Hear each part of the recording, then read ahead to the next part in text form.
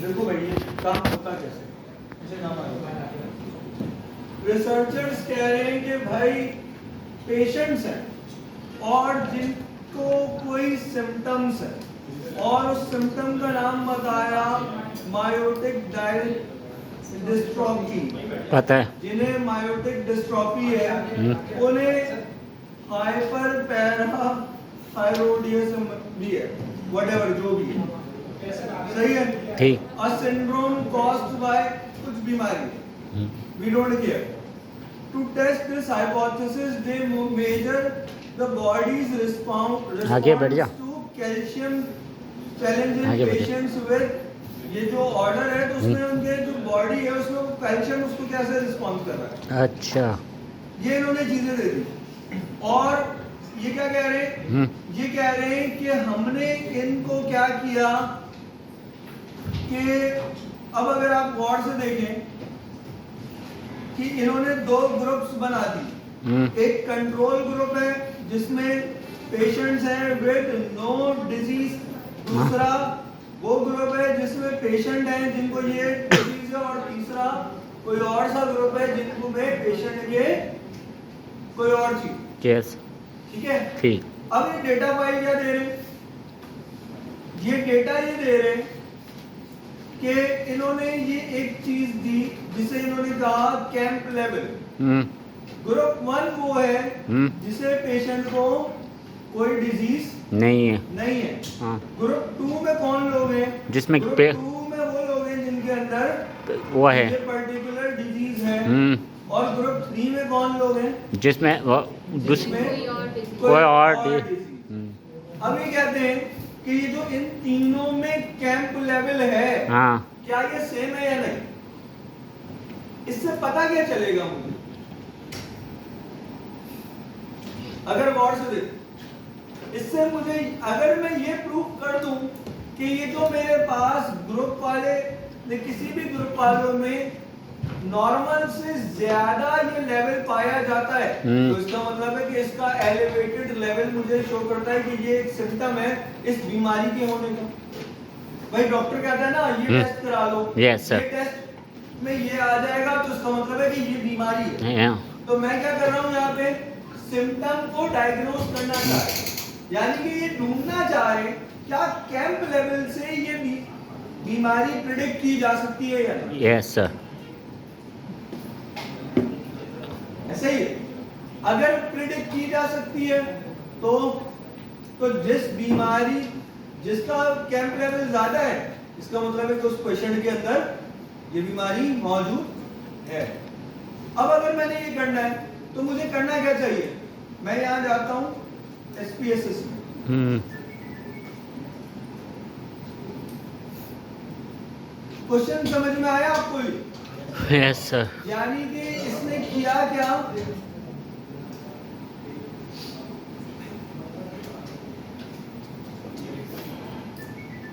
Technically speaking ये मुझे किसी ने ये रन करना था और जिन लोगों को रन करना था उन्हें ये समझ में नहीं आ रहा था कि ये रन कैसे करना है, वो तो और दे अप्रोच मी, तो मुझे ये नहीं पता कि इसका टेक्निकल मतलब क्या है, लेकिन मुझे सिर्फ इसमें से एक बात समझ में आ रही है, देयर इज अ टेस्ट जिसमें से टेस्ट के बाद कोई कैंप लेवल निकलता है और 3 ग्रुप ये देना चाह रहे हैं और ये पूछना चाह रहे हैं कि क्या मैं ये पता लगा सकता हूं कि इससे पता लग सकता है कि वो पेशेंट्स को ये टेस्ट मैं रिकमेंड कर सकता हूं या नहीं।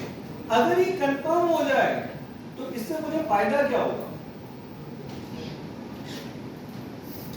अगर ये चीज कंफर्म हो जाए तो फायदा क्या होगा पता है, इससे मुझे फायदा होगा कि ये वाला टेस्ट हम उस बीमारी की प्रेडिक्शन में ले सकते हैं। ऐसा है, देखो मैं कर गया, मैं आया एनालाइज, मेरे पास ग्रुप कौन से थे, पेशेंट थे। पेशेंट कैसे भाई, 12 पेशेंट मेरे पास वो हैं जिन्हें कोई बीमारी नहीं है, और उसके बाद मेरे पास मजीद पेशेंट्स हैं अच्छे खासे जिन्हें ये बीमारी है, और उसके बाद मेरे पास कुछ और पेशेंट्स हैं जिन्हें बीमारी कोई और बीमारी। हाँ ऐसा ही है। यस।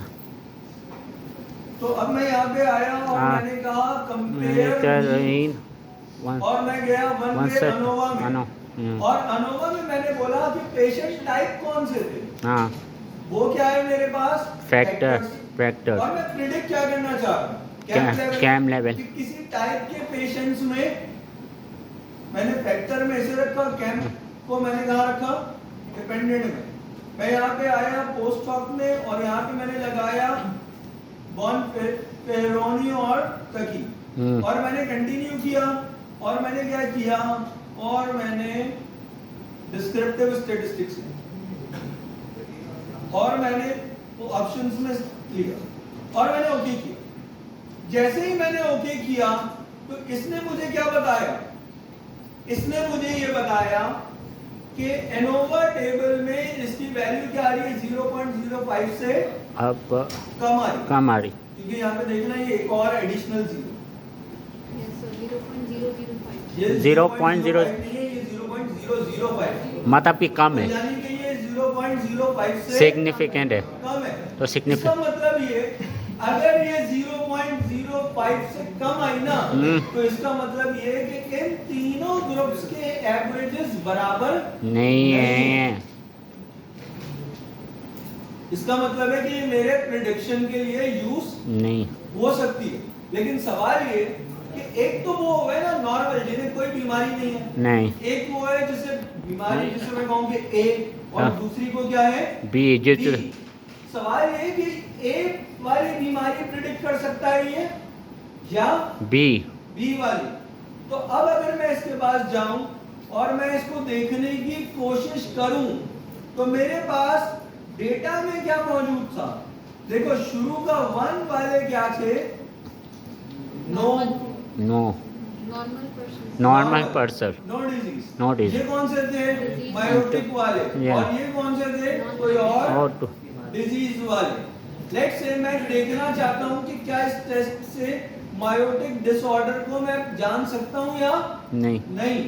तो कैसे करें? प्रॉब्लम ये कि मुझे ये देखना है। अब मैं क्या करूंगा, अब मैं यहाँ पे आया, देखो बॉन्ड पे ये टकी HSD और बॉन्ड फेरोनी, हाँ, ठीक है। ये दो पे- टकी में देखो 1 और 2 क्या है, क्या 1 और 2 लेस देन 0.05 है? नहीं यस अगर लेस देन 0.05 है हाँ। तो इसका मतलब क्या है, तो इसका मतलब क्या हो गया भाई, इसका मतलब क्या है लेस देन 0.05 का कि इन दोनों में चेंज है, यानी कि मायोटिक डिसऑर्डर के लोगों का ये लेवल हाँ। नॉर्मल लोगों से क्या होता है, ज़्यादा ज्यादा होता है। हाँ ऐसा है, मायोटिक डिसऑर्डर का ये नॉर्मल लोगों से क्या होता है, ज़्यादा ज्यादा। और 3 वाले को क्या कह रहा है, 1 और 3 वाले को क्या कह रहा है कि इसका सिग्निफिकेंट नहीं है। यानी कि जो बीमारी बी थी, डिजीज बी थी, हाँ। उसका लेवल ज्यादा नहीं है नहीं था, ये समझ नहीं आया सर समझा। देखो बेटा बात सुनो, अगर अल्लाह ना करे आपको कोई बीमारी हो जाए तो डॉक्टर आपको क्या कहता है, टेस्ट करो, डॉक्टर कहता है आप टेस्ट पे चले जाओ। टेस्ट पे आप गए टेस्ट कराने, उसने आपका खून निकाला, हाँ टेस्ट ब्लड किया, सैंपल ब्लड और टेस्ट करने के बाद उसने आपको कहा कि जैसे ये क्या है C और A, सही है। उसने आपको कहा कि फॉर अ नॉर्मल पर्सन, यहाँ पे लिखा होता है ना नॉर्मल वैल्यू कितनी है 9, ऐसा है। यस और अगर इससे ज्यादा आ जाए, नॉर्मल रेंज बता देता है वो, लेट्स से 9 से लेके 10, ऐसा है। और अब आप गए तो, लेकिन अब एक बंदा गया उसके पास टेस्ट कराने, अब आपका एक्चुअल में क्या आया, आपका आ गया 12, ज़्यादा आपका क्या आ गया 12। तो डॉक्टर आपको देख के क्या बताता है, अरे आपका ये 9 की जगह 12 आ गया। हाँ तो ये तो हमें भी दिख रहा है कि 9 नहीं आया, तो ये है। तो डॉक्टर क्या कहता है, ये 12 आया तो इसका मतलब है कि ये डिजीज हो सकती है। ये 12 आया तो इसका मतलब है कि ये डिजीज हो सकती है। हो सकती है। अच्छा, सवाल ये कि ये तो डॉक्टर कह रहा है कि ये 12 आया उसे डिजीज हो सकती है, ये पता है क्या है? ये टेक्निकली एक मेडिसिन फर्म है। अच्छा। और ये क्या कर रहे हैं? ये लोग एक एक्सपेरिमेंट कर रहे हैं और 2 डिजीज को देख रहे हैं और ये जानना चाह रहे हैं कि अभी डॉक्टर को पता नहीं, अभी ये डॉक्टर को पता नहीं है कि देखो डॉक्टर को कैसे पता है कि 9 की जगह 12 आया तो इसे मायोटिक डिसऑर्डर है या नहीं? ऐसा है ना? तो डॉक्टर को क्या करना पड़ेगा? डॉक्टर को प्रूव करना पड़ेगा कि जिन लोगों को मायोटिक डिसऑर्डर है उनका नॉर्मली ग्रेटर देन 12 होता है। ऐसा ही है। अभी डॉक्टर को पता नहीं। अब डॉक्टर या मेडिसिन कंपनी एक रिसर्च चाहती है और वो हमसे ये चाहती है कि हम उससे बताएं कि क्या मायोटिक डिसऑर्डर वालों को का लेवल ये बड़ा होता है या नहीं। किसी और तरीके से इन्होंने आइडेंटिफाई कर लिया कि मायोटिक डिसऑर्डर वालों का कि वो उन लोगों को मायोटिक डिसऑर्डर है। और फिर उन्होंने क्या किया? फिर उन्होंने लाके बता दिया कि ये नॉर्मल लोगों का ये CMP लेवल है और ये मायोटिक डिसऑर्डर वालों का। अगर मैं यहाँ पे प्रूव कर दूं, अगर मैं यहाँ पे प्रूव कर दूं कि मायोटिक डिसऑर्डर वालों का लेवल 12 होता है, तो फिर इसका मतलब है कि जिसका भी लेवल 12 आए मैं कह सकता हूं कि उसे मायोटिक डिसऑर्डर है। इससे मुझे क्या पता चलेगा? इससे हमें ये पता चलेगा कि कौन सी बीमारी किस लेवल पे आती है। ऐसा ही यही है ना?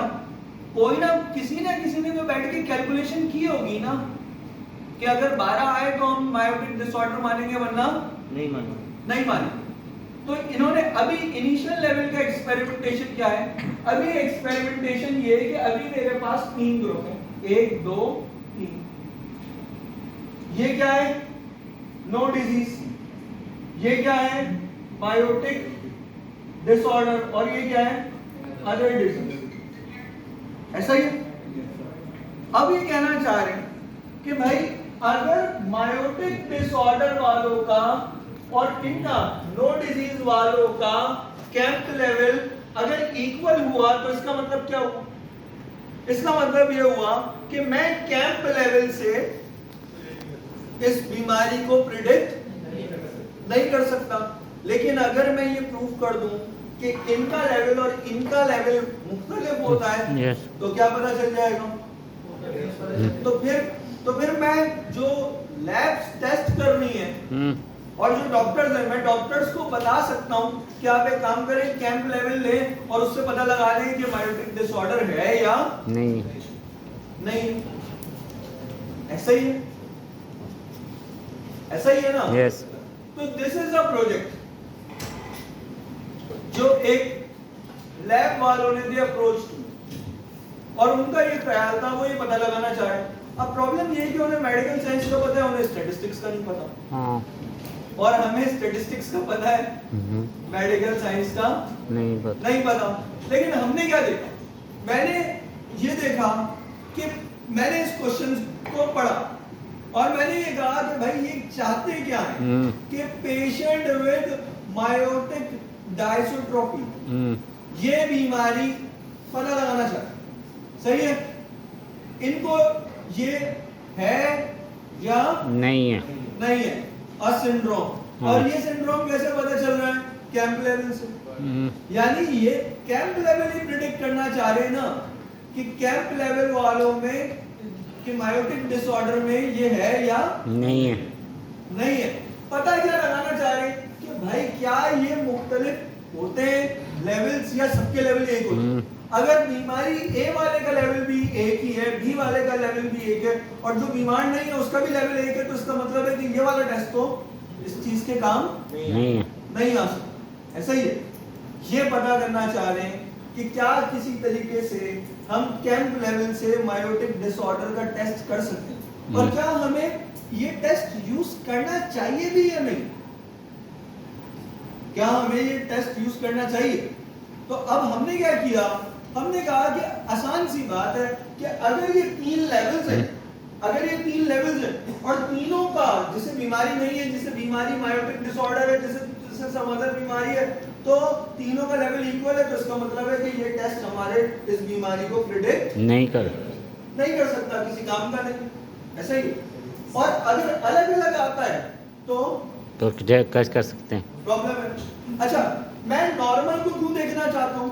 मैं नॉर्मल को इसलिए भी देखना चाहता हूँ क्योंकि अगर मैं लैब वाले को सजेस्ट करना चाहता हूँ, तो मिसाल के तौर पे देखो, आप डॉक्टर के पास जाते हैं, आप कहते हैं भाई मेरा बीपी चेक करो, ऐसा ही है, वो आपको कहता है भाई 120 एंड 30 आ रहा है, तो अभी आपको क्या पता कि ये नॉर्मल है या नहीं? सबसे पहले तो ये पता लगाना पड़ेगा ना कि नॉर्मल लोगों का ये होता है। मुझे क्या पता? मतलब कल परसों मेरे पास एक शख्स आया, उसने कहा मुझे मेरा ये लेवल ये आ गया, तो मैंने कहा आगे होगा, मुझे क्या पता कि ज्यादा आया है या कम आया है। वो कह रहे 26 आ गया, मैंने कहा हाँ तो 26 आ गया, दैट इज ओके, मुझे क्या पता कि 26 से क्या होता है, तो मुझे ये बताओ कि होना कितना चाहिए, तो दे सेड कि भाई लेस देन 10 होना चाहिए। तो ये पता लगाना पड़ेगा कि नॉर्मल लोगों में कितना होता है, ऑन एवरेज नॉर्मल लोगों का कितना होता है, और फिर अगर नॉर्मल से मेरा हटके है तो फिर इसका मतलब है कि there is some sort of problem. तो मैं चेक करना चाहता हूं कि कैंप लेवल का इन 3 टाइप के लोगों में एवरेज स्कोर क्या आ रहा है। हाँ। और क्या कैंप लेवल इसका और इसका और इसका इक्वल है, कि इसका लोअर केस वाला सी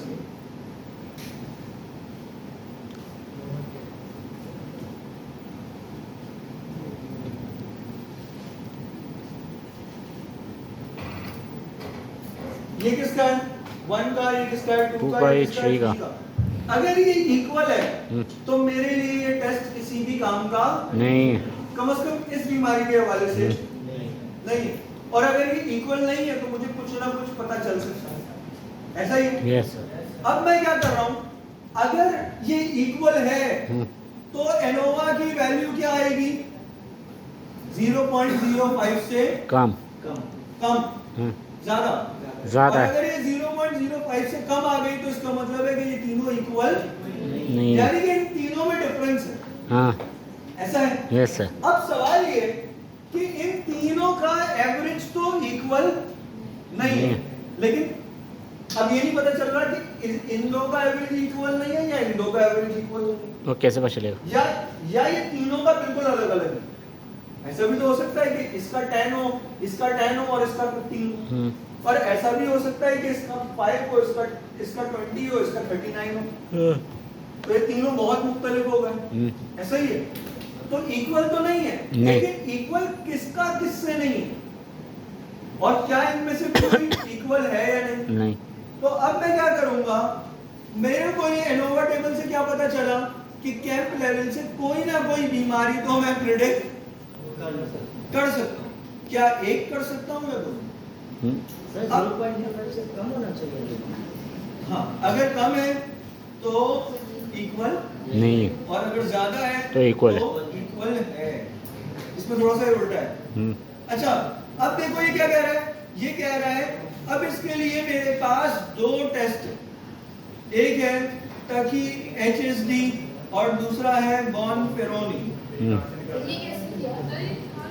बेटा ये ऐसे किया मैंने, ये देखो मैं कर क्या रहा था, मैं मीन्स को कंपेयर कर रहा था, ऐसा ही है। ये देखो मैं कहाँ आया हूँ, एनालाइज पे है, कंपेयर मीन और वन वे एनोवा।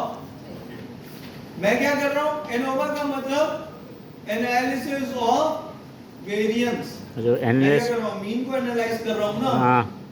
तो मैं यहाँ पे आया और मैंने, मुझे जो जहाँ पे ग्रुप्स होंगे ना कि इस टाइप के लोग, इस टाइप के लोग, इस टाइप के लोग, जहाँ पे ग्रुप्स हो वो एक्टर में जाएगा, और जो दूसरी चीज बची वो किस में जाएगी, डिपेंडेंट में, जो मैं प्रेडिक्ट करना चाहता हूँ। ऐसा ही है, मैंने ये लिया और यहाँ पे मैं पोस्ट हॉक में गया और यहाँ पे मैंने बॉन फेरोनी लिखा और टकी को चेक किया, और ऑप्शंस में जाके मैंने डिस्क्रिप्टिव स्टैटिस्टिक्स लगा दी। जैसे ही जाके मैंने डिस्क्रिप्टिव स्टैटिस्टिक्स लगाया, सर इसमें ये कर सकते हैं कि जो डिपेंडेंट है उसमें स्केल बीटा लगेगा, उसमें दूसरे में आपका जो नहीं नहीं कुछ नहीं, ये भी स्केल हो सकता है, ठीक है। मैंने ये लगाया, सही है, और मैंने ओके किया। ओके करने से मुझे क्या पता चला कि एनोवा में इसके मीन्स इक्वल नहीं है। अब मैं कह रहा हूं कि किसका किससे इक्वल नहीं है, ये मुझे बताएंगे बॉन, फेरोनी और टकनर। ये क्या बता रहा है, देखो 1 और 2 का क्या इक्वल है? नहीं नहीं है। क्या 1 और 3 का इक्वल है? नहीं, ये कह रहा है 1 और 3 का इक्वल है। यानी ये कह रहा है हाँ, कि ये दोनों इक्वल नहीं है, नहीं है, लेकिन ये और ये इक्वल है। ऐसा ही। Yes sir. इक्वल के लिए 0.5 से ऊपर होना चाहिए। 0.5 से 0.5 से ऊपर होना चाहिए। 0.05 से ऊपर है वैल्यू, तो इसका मतलब है कि इक्वल है। और अगर कम 0.05 से कम है तो इक्वल है, और अगर 0.05 से ऊपर है तो इक्वल नहीं है। फिर तो 1 ये 0.99 है। सही उल्टा बोल रहे हो सर। सर आप ही ने बोल उल्टा है।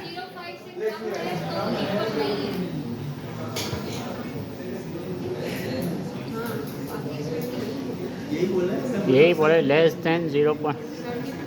सर ने तो पहले यही बोला था सर।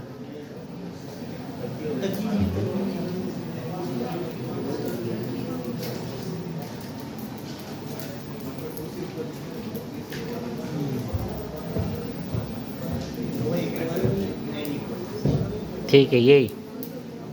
सही है। सर एक चीज़ पूछना था सर, एक कंफ्यूजन है सर। सर आपने बोला जैसे पहले वाला 1 और 2 का रिलेशनशिप नहीं है, वो 0.22 है, तो वो तो 0.5 से तो बड़ा है। गौर से ये समझ नहीं आई।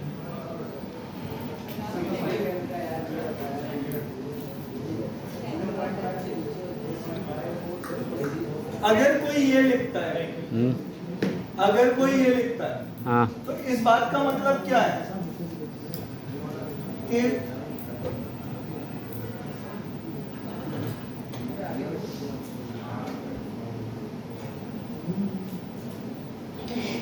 ये आ गया।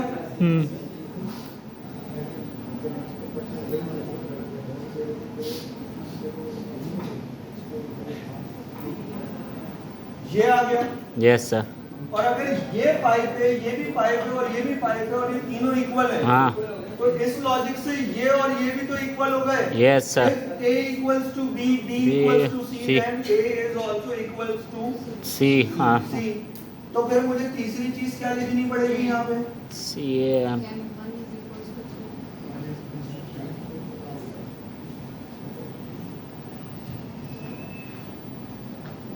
ये लिखना पड़ेगा। हाँ, ऐसा है। Yes sir. अब सही मैं है। देखना चाह रहा हूँ कि ये इक्वल है या नहीं। सर ये पढ़वाना। जिसमें से मेरे पास ये क्या है, ये है नो डिजीज, नो डिजीज, ये क्या है मायोटिक, मायोटिक, ये क्या है मेरे पास मायोटिक, और ये क्या है मेरे पास अदर डिजीज, और ये क्या है मेरे पास, ये क्या है मेरे पास नो डिजीज, नो डिजीज, और ये क्या है मेरे पास अदर डिजीज। ऐसा ही है। ठीक है। यही है। Yes sir. यही है ना। Yes sir. और तो कुछ नहीं है। नहीं। ये इन सबका क्या है कैम्पलर। कैम्पलर। ऐसा ही है। यस। अब मैं ये पता करना चाह रहा हूँ कि इसने मुझे यहाँ पे 0.05 से कम वैल्यू बता दी। हाँ, इसका मतलब है 0.05 का मतलब ये कि ये इक्वेशन ट्रू नहीं, नॉट इक्वल। ऐसा नहीं है कि ये तीनों इक्वल है। नहीं। सही है। ठीक है। लेकिन इसका मतलब ये नहीं है कि ये इसके इक्वल नहीं है और ये इसके इक्वल नहीं। इसका मतलब ये कि देयर इज समथिंग जो इन तीन इक्वेशंस में से इक्वल नहीं। ऐसा हो सकता है कि इन तीन में से कोई एक इक्वेशन इक्वल ना हो, ऐसा हो सकता है कि इन तीन में से कोई दो इक्वेशन इक्वल ना हो, और एक इक्वल हो, और ऐसा भी हो सकता है कि ये तीनों ही इक्वल नहीं हो। ना हो। तो कोई एक इक्वेशन कम से कम ऐसी है जो इक्वल नहीं है। नहीं है, और ये भी हो सकता है कि दो इक्वेशन इक्वल ना हो, और ये भी हो सकता है कि तीनों इक्वल ना हो। ना हो। तो उसको तो रीड मुझे एनोवा टेबल ने मुझे ये तो बता दिया कि ये कंडीशन नहीं है। नहीं मुझे टकी एचएसडी और बॉन्ड पेरोनी क्यों चाहिए? क्योंकि मुझे ये भी पता था। हाँ, ऐसा ही है। यस सर, अब मैं यहाँ पे आया, ये समझ में आया आपको? Yes sir. मैं यहाँ पे आया, इसको पढ़ना सिखाएं सर। 1 और 2, हाँ। ये क्या कह रहा है कि 1 और 2 इक्वल नहीं है। नहीं है। नहीं है, यानी कि ये मुझे कह रहा है कि ये वाली इक्वेशन इक्वल नहीं है। अच्छा, 0.4 वो लेस नहीं है। है। ठीक ऐसा है, है। Yes sir. ठीक अब है। अगर मैं देखूं 1 और 3 इक्वल है, इसको क्या कह रहा है? ये इक्वल है, इसको ये कह रहा है कि ये इक्वल है। है। ऐसा है यस सर। बेटा, ये यहाँ पे इसने दिया हुआ है पेशेंट 1। हाँ मुझे अब समझ में आ रहा है कि आप लोगों को समझ में नहीं आ रहा। हाँ सर, वैल्यूज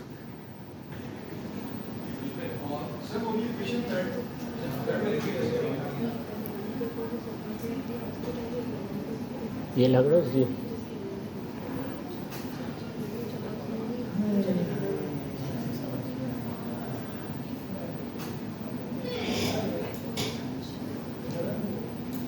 अब समझा रहा। सबसे पहले मैंने नोवा टेबल देखा। इस वैल्यू, ये वैल्यू क्या है? 0.05 से कम है। कम है। हाँ। तो इसका मतलब है कि ये ओवरऑल इक्वेशन तो ठीक नहीं है। कोई ना कोई तो इसमें प्रॉब्लम है। कहीं ना कहीं तो इसमें डिफरेंस है। ऐसा ही है। लेकिन मैं इन ये मुझे कंफर्म नहीं है कि इन तीनों में प्रॉब्लम है या किसी एक में। सही है। ठीक। इसके बाद मैं यहाँ पे आया, पेशेंट 1 वाले का पेशेंट 2 कौन सा था? पेशेंट 1 था no disease. No disease. Patient 2 कौन सा था? मायोटिक। ऐसा ही है। यस तो सर। मैंने पेशेंट 1 और 2 का देखा, तो इसने क्या कहा? क्या? 0.05 से कम। यस यानी सर। कि ये दोनों भी एक दूसरे से डिफरेंट है। इसका मतलब क्या हुआ कि कैंप लेवल नॉर्मल लोगों से मुख्तलिफ होता है मायोटिक डिसऑर्डर वाले लोगों के अंदर। ऐसा है। यस। कैंप लेवल नॉर्मल लोगों से अलग होता है किसका? मायोटिक डिसऑर्डर वालों का। इसी तरीके से अब 1 वाला कौन सा था? No disease. No disease. No disease का जब मैंने किसी अदर डिजीज में देखा, हाँ। तो मुझे पता चला कि इन लोगों का कैंप लेवल डिफरेंट नहीं है। यानी कि मैं जो अदर डिजीज है उसे प्रिडिक्ट नहीं कर सकता यूजिंग कैंप लेवल, क्योंकि उनको ऑलमोस्ट सेम आ रहा है। हाँ। ऐसे ही है। फिर मैंने देखा कि अच्छा मायोटिक वालों का, अब ये क्या किया इसने? यहाँ पे पहले 1 का 2 और 3 से कंपेयर किया, अब 2 यहाँ को पे 2 का 1 और 3 से किया, तो यहाँ पे भी वही आएगा। हाँ। क्यों? क्योंकि ये तो एसेंशियली यही है ना। यही है। तो इसने यही बता दिया Yes, sir. कि 2 का 1 से मुख्तलिफ है।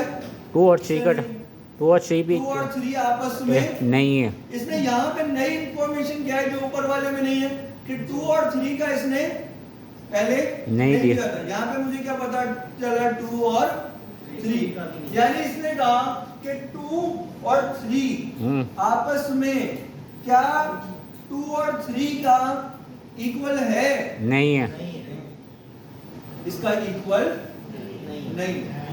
यानी कि इसने ये भी कह दिया कि जो लोगों को कैंप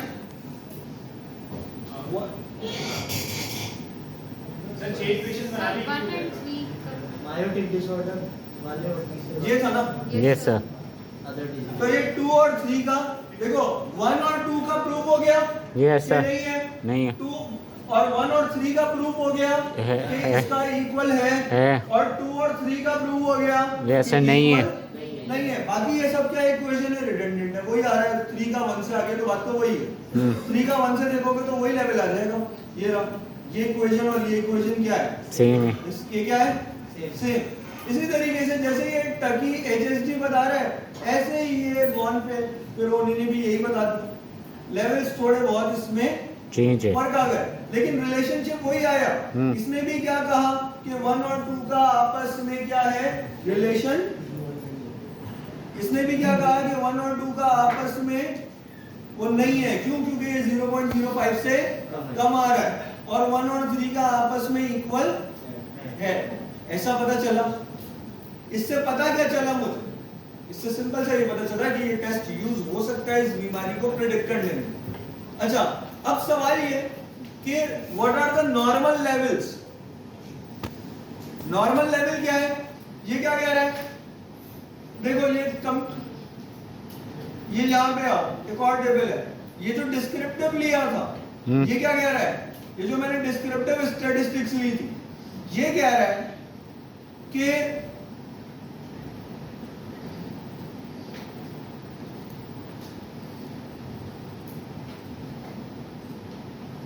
ये जो डिस्क्रिप्टिव स्टैटिस्टिक्स लिया था, ये क्या कह रहा है? ये कह रहा है कि जो लोग नॉर्मल थे उनके ब्लड में, या जो भी इसने टेस्ट लिया, उनमें कैंप लेवल कितना था? 0.905। जिन लोगों को मायोटिक डिसऑर्डर था उनका क्या आ रहा है? 1.68। और जिन लोगों को तीसरी कोई और बीमारी थी उनका क्या आ रहा है? 0.89। तो 0.89 तो तकरीबन 0.9 ही हो गया ना। वो तो थोड़ा बहुत ही फर्क आया। इतनी वेरिएशन। असल में फर्क किस में आया? 2 और मायोटिक। तो इसका मतलब क्या है? इसका मतलब है कि अब आप इसमें से कुछ प्रेडिक्ट कर सकते हैं कि जो जैसे अब डॉक्टर की रिपोर्ट आती है, आप उसमें से ये प्रेडिक्ट कर सकते हैं कि कैंप लेवल जो है वो अगर 0.9 है ना, तो आप ये कह सकते हैं कि 8 से लेके 9.5 तक नॉर्मल है या 10 तक नॉर्मल है, और 10 से ऊपर जो है वो आपके लिए प्रॉब्लमेटिक है। या जो ये नहीं 0.8 है ना, ये 0.8 से 1.0 तक, और जो यहाँ पे है 1.0 के बाद जो आ गया वो लेट्स से 1.2 से ऑनवर्ड्स क्या है? Myotic disorder. आप ये बता सकते हैं? Yes sir. बस छोटा सा दो टेस्ट। जिन लोगों को बीमारी नहीं थी उनका कितना आ रहा था? 0.89, 0.89, जिन्हें मायोटिक था उनका कितना आया? 1.6, 1.2 ऑन एवरेज। सर हम ये तो नहीं कह सकते कि 8 जैसे कि 9 आ रहा है 1 और 2 का, और 1 और 3 का आ रहा है 0.8। इट मींस के नॉर्मल भी हो सकता है या फिर अदर देन डिजीज से भी तो हो। बेटा देखो, एक दूसरे से चेंज उसने बताया, ये एवरेज बताया। देखो 1.6 एवरेज का मतलब क्या है? 1.6 एवरेज का मतलब क्या है कि किसी का 2 होगा, किसी का 1.2 होगा। एवरेज का तो मतलब यही है ना। तो यानी कि मायोटिक वाले वो लोग भी होंगे जिनके 1.23 आ रहा होगा, और मायोटिक वाले वो लोग भी होंगे जिनका 1.9 आ रहा होगा, 2 आ रहा होगा। ये तो मिड पॉइंट वाली बात है ना, एवरेजेस। सर 1 से मतलब ग्रेटर आपका आएगा। कम से कम अगर मैं सेफ साइड पे रहूं तो 1.3 के करीब से ग्रेटर में तो 100% है कि मायोटिक है। ठीक है सर। लेकिन 1 से अगर ऊपर हुआ तो चांसेस कैसे? तो चांसेस बढ़ रहे हैं। बढ़ रहे हैं। ये हमने प्रेडिक्ट किया है ना सर, हमने सिर्फ प्रेडिक्ट किया है ना 0.8 से 1.10।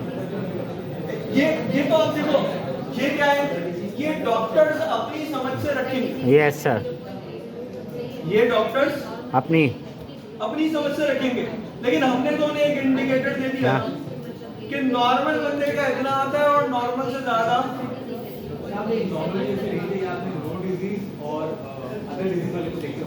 देखो अगर इसको मैं आपको बताता हूँ, इसकी रेंज बनाना नहीं बता देता हूँ। अच्छा वो सिखा दे रेंज। देखो इसको गौर से देखो, 1 वाले कौन से थे? जो ना 1 वाले कौन से थे? नॉर्मल। अब इस शीट में आप 0.6 1 वाले में कहां से शुरू हो रहे? 0.6 से लेके 1.28 तक। हाँ ऐसा ही है। Yes sir. ये आया, ये आया 0.6 भी आ गया, ये 0.6 भी है और 1.28 भी है। तो मैं क्या कह सकता हूँ? मैं ये कह सकता हूं कि 0.6 से लेके 1.28 तक नॉर्मल है। क्या है? नॉर्मल, ऐसा है। और यहां पे मैं क्या देख रहा हूं, 0.43 से लेके के जो है वो कहां तक है? ऊपर 0.43 से लेके 4.65। मतलब नो। अब अगर मैं ये देखूं कि इसके अंदर ये कहां से शुरू हो रहा है, ये क्या हो गया? ये बहुत दूर की बात हो गई। ये क्या हो गया? बहुत दूर की आउटलायर। आउटलायर। ये क्या हो गया? आउटलायर। आउटलायर, क्योंकि इसके करीब करीब का कुछ भी नहीं मिल रहा। लेकिन 0.68 से क्या है? 0.68 से क्या है? 0.68 से तो मुझे ये मायोटिक डिसऑर्डर वाले मिल रहे हैं। हाँ। 0.68 से लेके 4.65।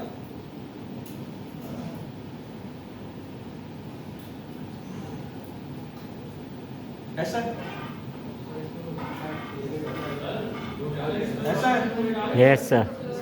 और अब अगर मैं इसको देखूं कि अब अगर मैं इसमें देखूं तो फिर आपको वो मॉड वगैरह, मीडियन और मॉड वाला कॉन्सेप्ट याद आ रहा है? Yes sir. तो जो अगर आप मिडिल मोस्ट वैल्यू देख लें जो सबसे ज्यादा रिपीट हो रही है, वो आपको क्या दिखेगा?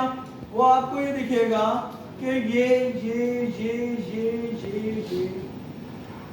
कितने थे टोटल? ये यहां से लेके यहां तक कितने थे भाई? 13।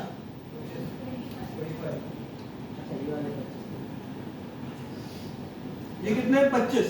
25। अगर ये 25 हैं हाँ। तो 13 पॉइंट कौन सा है? 1 2 3 4 5 6 7 8 9 10 11 12 13। हाँ। इसका मतलब है कि मैं ये कह सकता हूं कि 1.34 से ऊपर किसी भी सूरत में मायोटिक डिसऑर्डर।